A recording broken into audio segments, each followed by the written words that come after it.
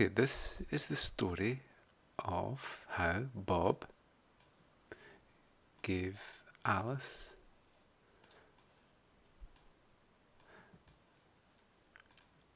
Heartbleed. So the story starts in that Bob likes to access Alice's website. But Bob is suspicious that Eve is listening to the communications. So normally when they communicate, Bob uses port 80 to communicate with the web server. Unfortunately, Eve is listening to the traffic and can actually see what Bob is sending and receiving. So we normally use a different method to keep things secure.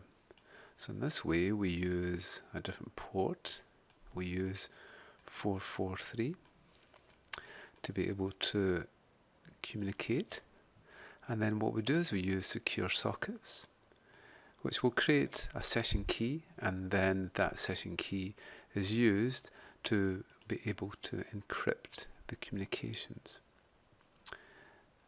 So how does Bob know that he's communicating with Alice and not Eve spoofing? Well, what Bob will do is make the communications on 443 using HTTPS and the secure sockets, and then we'll use what's called a digital certificate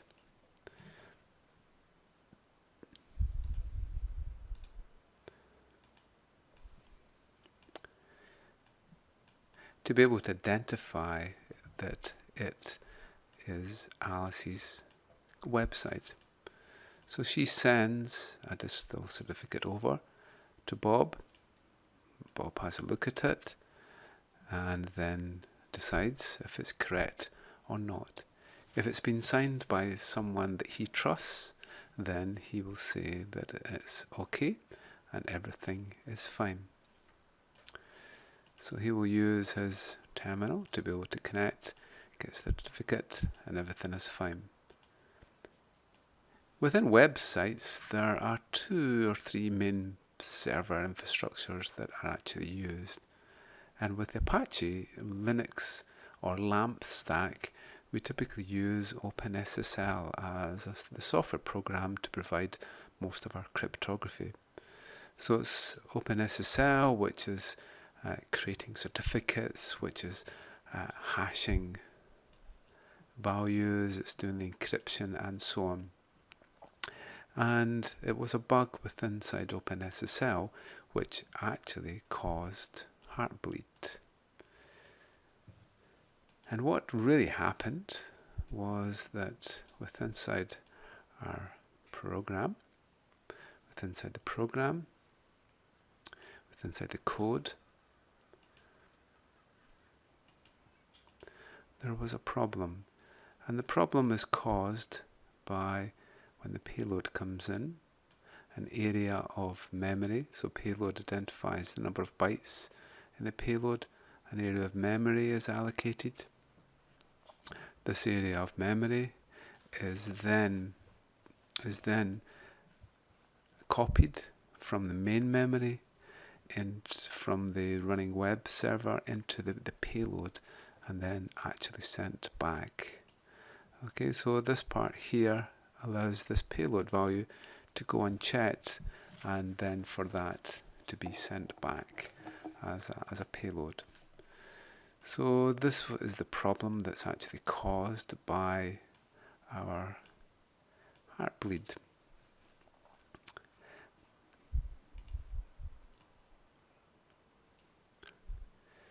So what happens is that now Eve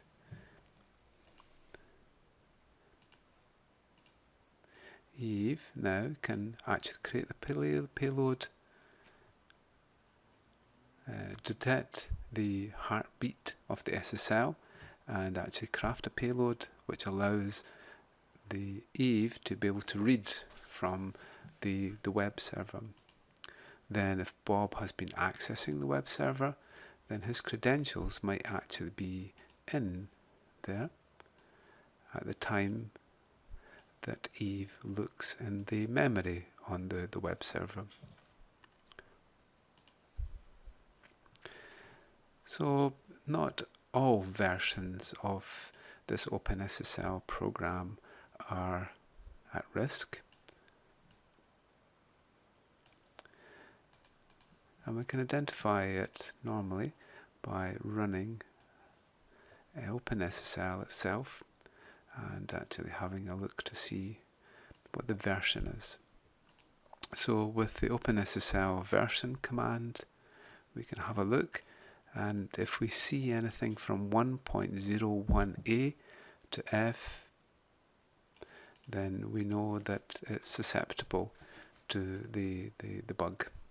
On the 4th of April, the program was updated, and if you don't want the Heartbleed to be susceptible on the server, then you need to make sure that the system is actually patched with that version. Okay, so that's the mechanism that we actually have. So to be able to see if we actually have a problem, then Bob can actually do a quick test using the OpenSSL program. In this case, we're connecting to this web server here. This is the web server, and what we ask for, we connect on port 443, we ask for some debug information. The reply that comes back is highlighted with this line here,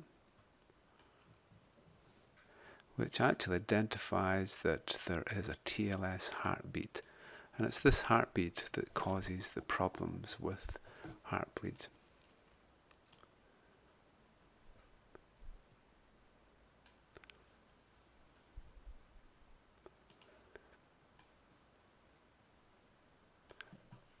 Okay, so the actual script that we use a basic Python script to be able to scan, and what we get as a result is it actually shows us the TLS version that we're using, and then we can actually see the response from the heartbeat request, and we can see here this is the run in memory. We can see there is some information related to a connection with inside there.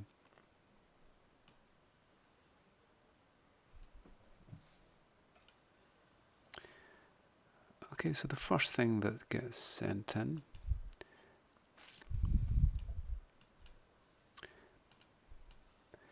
is this packet here.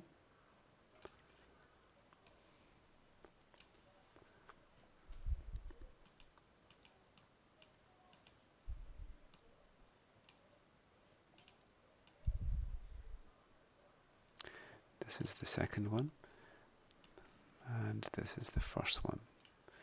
Okay, so the first packet that's actually sent in is this one here, and this one sends in a server hello. So we can actually detect that with inside the payload. We can see here when we capture the packet. The second thing that's sent in depends on the TLS version, but this is an example here. And so this is the request that comes in. Okay, so that is sent from Bob to Alice, just the same way as this one is sent from Bob to Alice as the first part of the connection to be able to determine the type of the TLS connection. And we see here the payload is 118.03.03.00,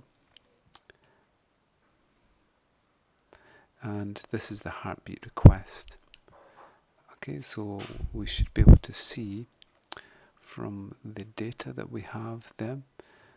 Okay, so we can see that we're using port 443 as the destination here, And if we actually search inside the data that we have, let's see if we can highlight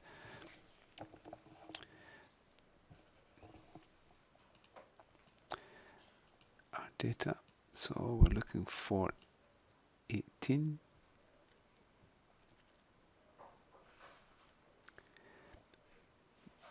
We're looking for 18, 03, 03, 02, 00, 03, 01, 40, 00. So we can actually see that it's actually, if we find where we are, then we can see it's actually at the bottom part here. Okay, this part there. Then the response we get back actually is the thing that actually reveals the running memory. So here we are. This is the response that comes back.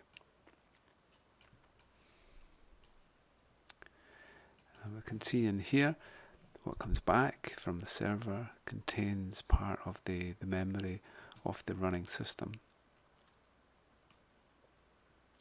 Okay, so that shows the response that comes back from the web server back to Bob. So how can we detect this operation? Well, one way we can do it is with snort. And with snort, what we can do is we can write our signature, and snort sits here. So snort will listen to the network traffic, and then to be able to pick up when it sees